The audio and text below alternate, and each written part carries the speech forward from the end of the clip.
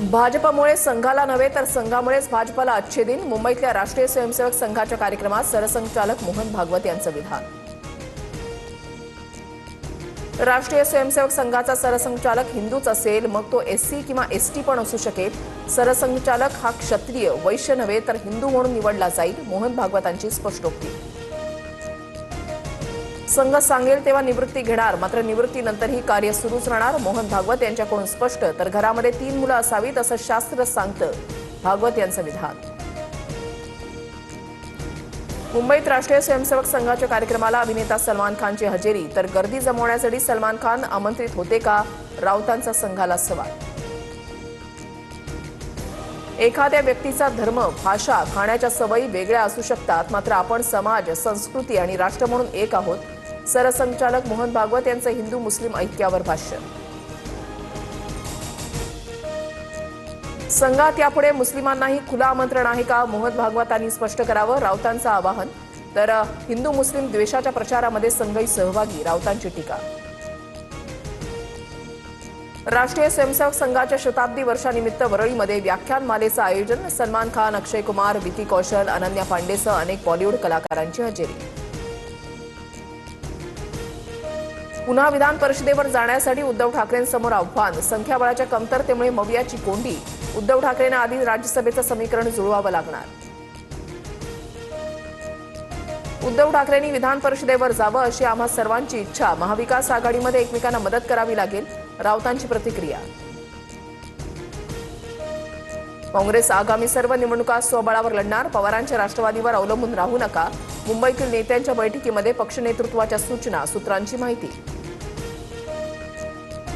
दोन्ही राष्ट्रवादींनी एकत्र यावं हे अजितदादांचं स्वप्न होतं. राष्ट्रवादीच्या विलीनीकरणाचं बोलणं आमच्या समोर झालं होतं, सयाजी शिंदेंचा दावा.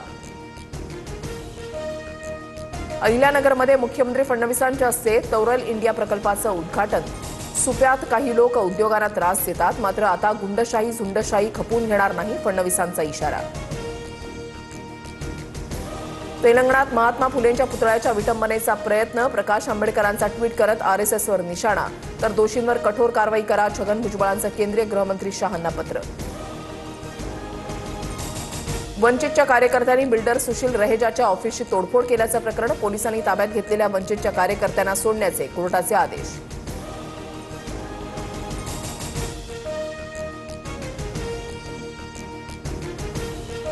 सीटीईटी परीक्षा केंद्रावर महिलांना दागिने काढायला लावले. छत्रपती संभाजीनगरमधील परीक्षा केंद्रावरील प्रकार.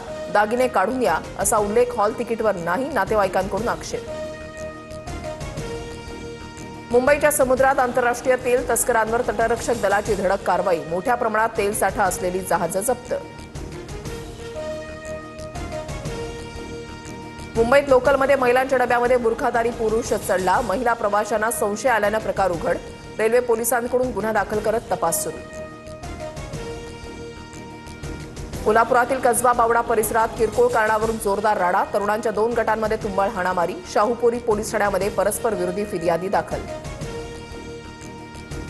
पुण्यातील जेजुरी गडावर पूजेसाठी आणलेला बैल उधळला. अचानक बैल उधळल्यानं भाविकांची पळापळ. काही जण पायऱ्यांवरून घसरून पडले. घटना सीसीटीव्हीत कैद. मंगळवारपासून 12वी बोर्डाच्या परीक्षा. कॉपीमुक्त वातावरणामध्ये परीक्षेसाठी कडक नियम. केंद्राभोवती 500 मीटर परिसरातील झेरॉक्स दुकानं बंद ठेवा, राज्य मंडळाचे निर्देश. T20 विश्वचषकामध्ये भारत-पाक हाय व्होल्टेज सामना होण्याची शक्यता. आयसीसीची पीसीबी सोबत चर्चा सुरू. पाकिस्ताननं काही गुप्त अटी ठेवल्याची सूत्रांची माहिती.